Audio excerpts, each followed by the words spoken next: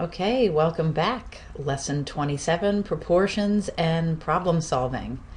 So I had to, of course, throw in a little example problem involving one of my favorite things, which is iced coffees. So let's dive right in.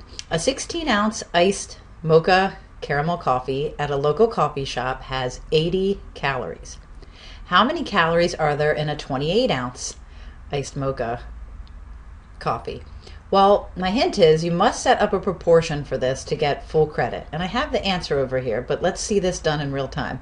So I can tell you 80 calories for a 16-ounce drink, that seems a little, we wish, right? It seems a little low to me. But big hint, when writing proportions to solve problems, write the proportions so that the numerators have the same unit measure and the denominators have the same unit measure. So my hint is you always want to be on the lookout for A is to B as C is to D. That should be a D. So trying to, construct something, that is a one fraction set equal to the other fraction, a proportion. So let's go back up. All right. So 16 ounces is to 80 calories. Let's write that down. 16 ounces is to 80 calories as 28 ounces, so we've got to have ounces in the numerator, is to who knows how many calories, and we'll let that be X. Now we know that the cross products must be equal, so you're basically going to now cross multiply and solve. And focus in on the numbers. Don't worry so much about the units right now. So just 16 times X is 16X. And set that equal to whatever 28 times 80 is. Now, if you're in a no calculator course, like my course, you would go off in the margin somewhere and figure that out. Just kind of go off on the margin of your paper. I would actually take 28 times 8 and then just add a 0 at the end. So 2, 2, 4, and then just tack on a 0. It's sort of like the shortcut. So 2, 2, 4, 0 equal 16X. And then we just keep on cruising and solve for X. So we know we're going to have to divide by 16. And then, like I said, if you're in a no calculator course, you're going to have to physically divide that, by hand. So just 16 going into longhand division, 2, 2, 4, 0. 16 goes into 22 about once. Draw the line and subtract. And bring down the 4. 16 goes into 64 4 times. Evenly. Bring down this last 0. 16 goes into 0 0 times, and voila, 140. So we have the answer. So that's how we arrive at the 140 calorie mark.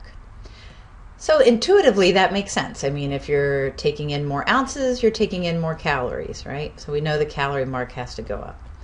So 140. Wouldn't that be great if you could drink more and less and end up with less calories somehow? But sorry, the pen's being fussy there. So just don't forget to label your final answer. So 140 calories. And I usually go back and look at the sentence that was asked, revisit the question, how many calories are there? And we say there are 140. All right, let's try the next one. Similar triangles. Similar triangles are found in art, engineering, architecture, many, many places. If it's been a while since you've heard the word similar, it doesn't mean congruent. Means they have the same shape, but not necessarily the same size. So note to self, corresponding sides are proportional and corresponding angles are congruent. So that's just a little note if you're rusty. So let's use what we know about similar triangles to help us solve for x and y in this problem. So my hint is, if this is going to be, to solve for x and y, this is going to be a two-step problem, and the second phase will involve Pythagorean theorem. But phase one, we're going to go like this. 6 is to 4, right? So 6 is to 4 as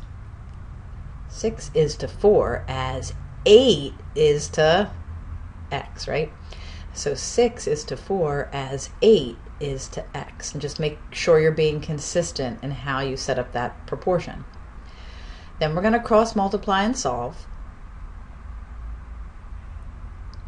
So 6x equals, and you notice you're equating, the diagonals, you're equating them. You're not putting them on top of each other, setting them equal. So 6x equals 32.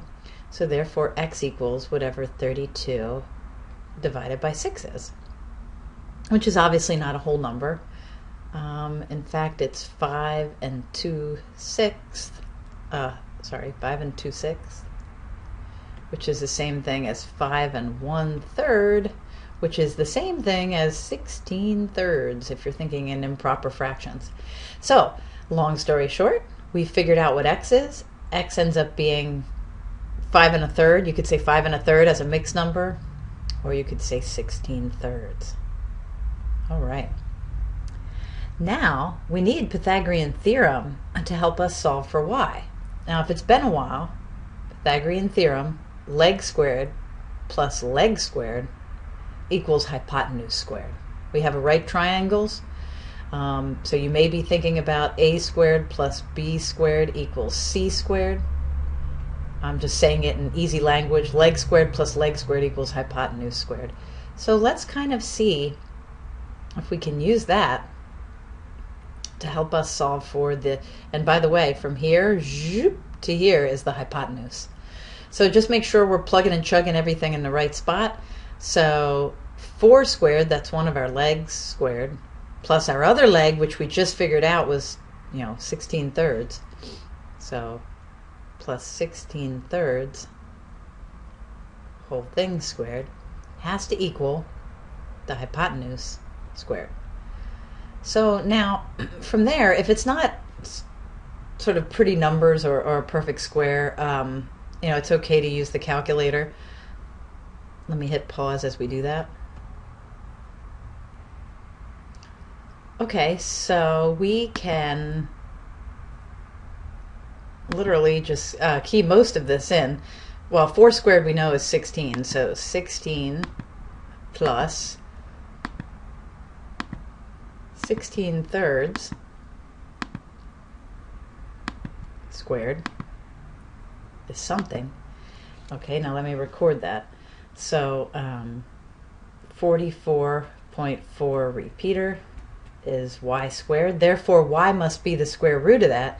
Now, I did want to show you something. If we hit math, frac, aha, so we will get 400 over 9 equals y squared. Now, I did just want to mention something here. Notice 400 is a perfect square. Like, what times itself makes 400?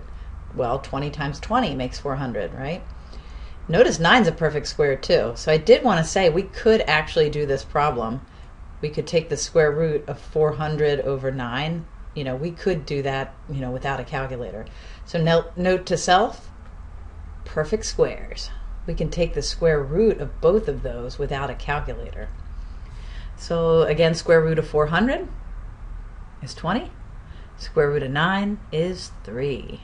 So 20/3 would have been the hypotenuse of that triangle. And I always say, if it's a problem where they're really fussy about the units, or where you have units, and here it was centimeters. We're assuming the whole thing's in centimeters. So I always kind of go back to my drawing and throw it back in, go back to the drawing board, so to speak. So 20/3 centimeters. All right, hope that helps. So that was kind of a double whammy, because I'm just going to highlight that. We had to set up a proportion. Phase one was we had to set up a proportion, to solve for x. And then phase two was we had to use Pythagorean theorem. And let me highlight that. We had to use Pythagorean theorem to solve for y. Okay, good luck out there. Oh, I lied. I was about to say one last problem. If it takes a grad teaching assistant 3 hours to grade 20 papers, how many papers can she grade in 8 hours? Classic set up a proportion problem. I'm just going to do that one real quick. So it takes her 3 hours to set up to grade 20 papers. Is as 8 hours then she could grade a lot more papers. How many? We don't know. We'll call that X. So now we've set up our proportion. And big note to self, notice hours in the numerator, hours in the numerator. You want to be consistent with your units.